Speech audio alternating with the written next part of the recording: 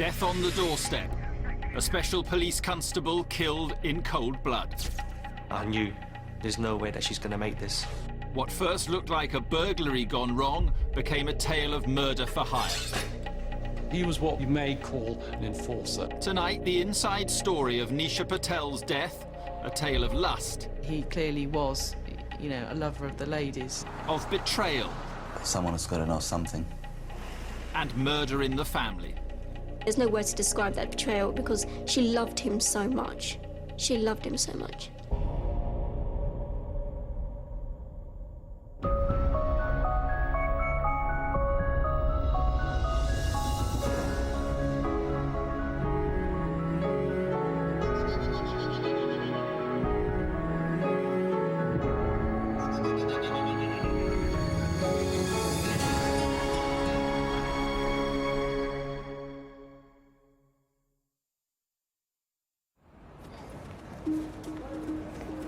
Wembley, bustling suburb of Britain's capital city and a mecca for a nation of football fans. Wembley's used to making headlines on the sports pages. But in the spring of 2006, it was to dominate the front pages. Shortly before midnight on May the 11th, police received reports of a stabbing in a quiet residential street.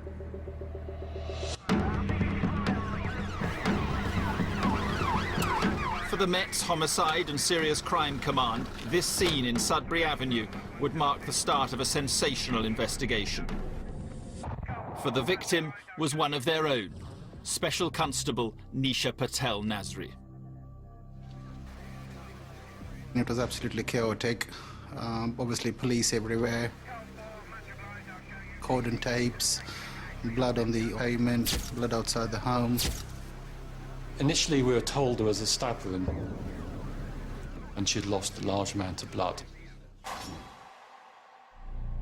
The 29-year-old Special had moved to the house only recently. Her husband, Faddy, had been out playing snooker with a friend that night, and he had learned of the stabbing through a call to his mobile. Nasri was extremely upset about what happened to his wife. There was blood on the pavement outside the house, which he could have seen from where he was. It was a huge shock to him. One street away, Nisha's brother, Caton, was woken from his bed.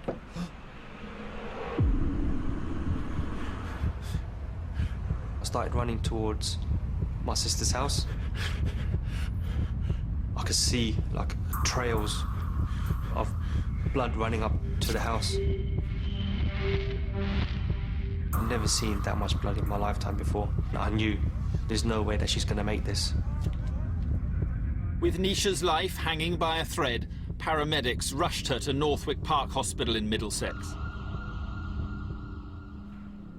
Caton and Faddy followed, waiting anxiously for news. Within 5 minutes, the doctor came in and said she has lost a lot of blood. We're trying our best. So they went back out the room. And within a minute, they came back in. They shook their head.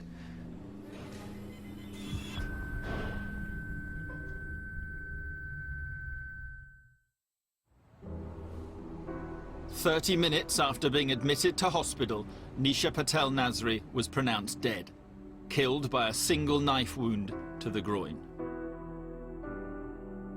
It was my little sister who I was supposed to protect and look after, and I felt that I had failed. I put my hand on Faddy's shoulder, and I said to him, "Don't worry, I'll look after you now."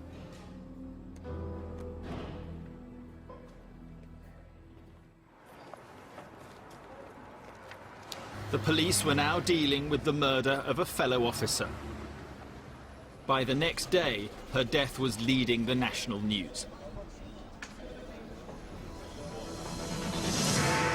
Fighting for her community, the Special Constable murdered on her doorstep. Nisha Patel-Nasri's passion was tackling crime in her neighbourhood. It ended in tragedy, just yards from the safety of her home. As the media descended on Sudbury Avenue, DCI Nick Scola and his team began analysing the crime scene. When you looked inside the house, Everything seemed to be orderly. There was no sign of any forced entry. And nothing seemed to have been stolen either. The blood started in the parking area outside the front door, so it looked like she'd been stabbed there. In the kitchen, there were 2 knife blocks. One of them was a John Lewis knife block. Missing from that was a rather large kitchen knife. So automatically we started looking at that, potentially as the murder weapon or something that the suspect may have taken away from them. While the forensics team searched for clues, other officers began collecting witness statements. The most significant came from a neighbour who had seen a man fleeing immediately after the stabbing. The witness described them as a thick-set man, possibly Afro-Caribbean, with a hood up. And they ran away from the scene without looking back. 2 other witnesses described seeing a similar figure before the attack. They saw a man walk past them twice. He'd clearly been walking around the block before he turned towards Nisha's house, and they heard screaming a little while afterwards. These were useful leads about to become even more promising because police soon learnt there'd been an attempted break-in at the house 5 days earlier.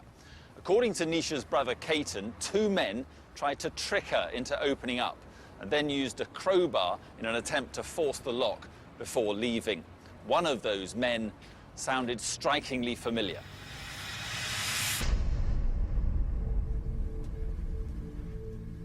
One of the males was described as a large built black male with a hood. So they matched the description of the man who'd been seen running away from the scene on the 11th. The attempted break-in the Saturday before is too big a coincidence not to be linked. Following this unsettling incident, Caton begged Nisha to leave her house and return to live with him. But the way Nisha is, no, she wanted to stay where she was. She's like, this is my house, I'll protect my house. She was a bit too brave for her own good. On the night of the murder, the intruder appeared to have known that the door frame was too strong to break down. So he'd used a simpler method of entry. One of the things that we were told at an early stage by Patel-Nasri was that there was a key missing. It was possibly the key that had been used to get into the address.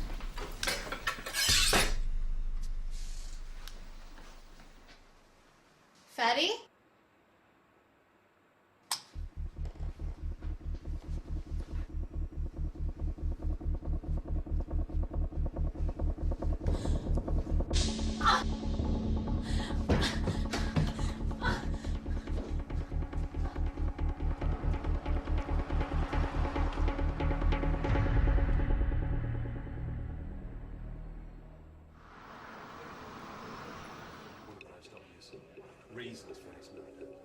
Detectives now had a description of the attacker and an explanation of how he'd gained entry. But why had he killed Nisha? A burglary gone wrong did not seem to fit the evidence.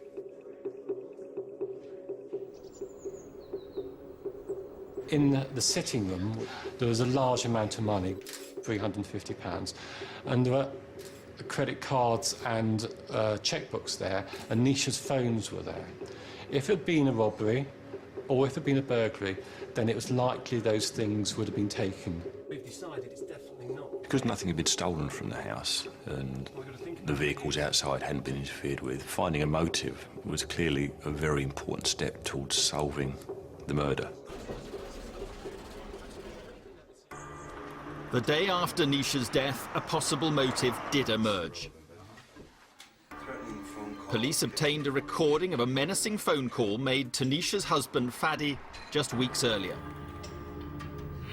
It suggested that both their lives were under threat. You've made the biggest mistake of your life, because your throat will be slit tonight. So get your bitch of a wife out of your house now, and I'm not joking. You with the wrong person here, pal. With the wrong person.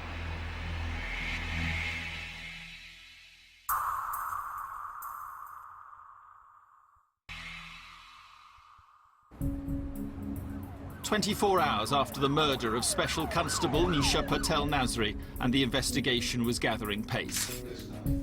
Police had identified a possible murder weapon missing from her kitchen, and they had a description of a hooded suspect seen running away from the house. But as they searched for a motive, Nisha's husband, Fadi, delivered some extraordinary information. There'd been death threats against them both, and he had the proof. He spoke to me about an incident he'd had in relation to a business deal with a woman who lived in Scotland. Fadi and Nisha ran a limousine hire company from their home. 2 months before the murder, they'd sold one of their rental vehicles to a Scottish company, but the deal had gone sour.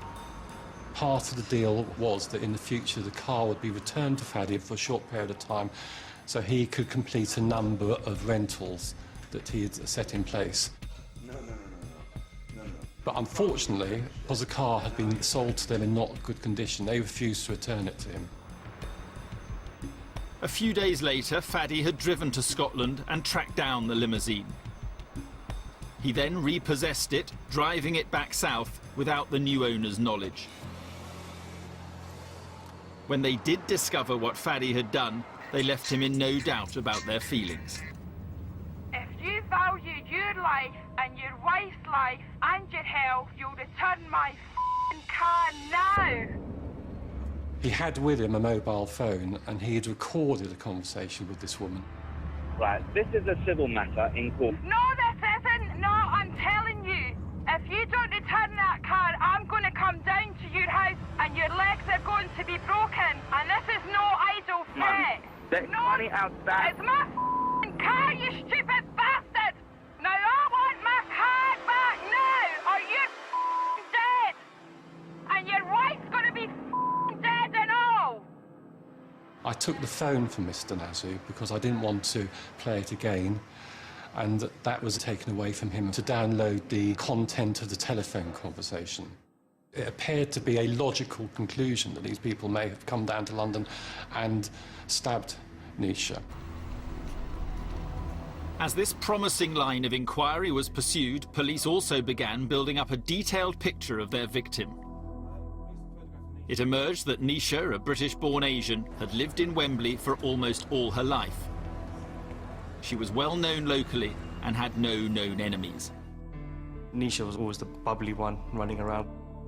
She was a godmother to 4 children, 3 girls and 1 boy.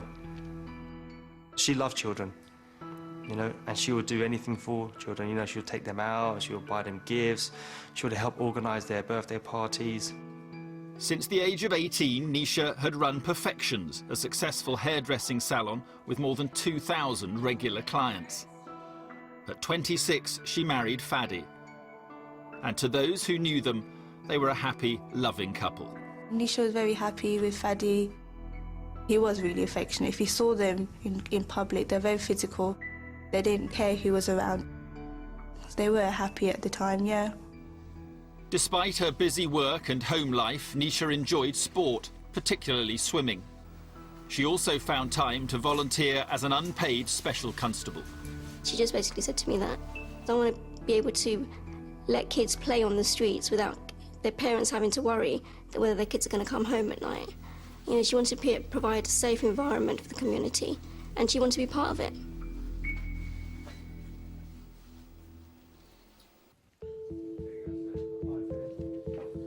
The task of filling in Nisha's background fell to the police family liaison officer, Sid Shenoy.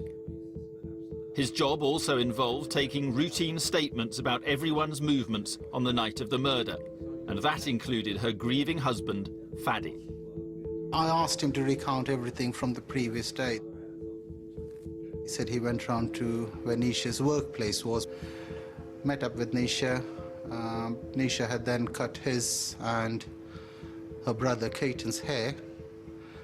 Following on from that, they'd come back home. He said he left the salon at about 11 or 11:05. It was the day after their 3rd wedding anniversary. Fadi had prepared a meal for his wife. After they'd finished eating, he planned to meet a friend for a game of snooker.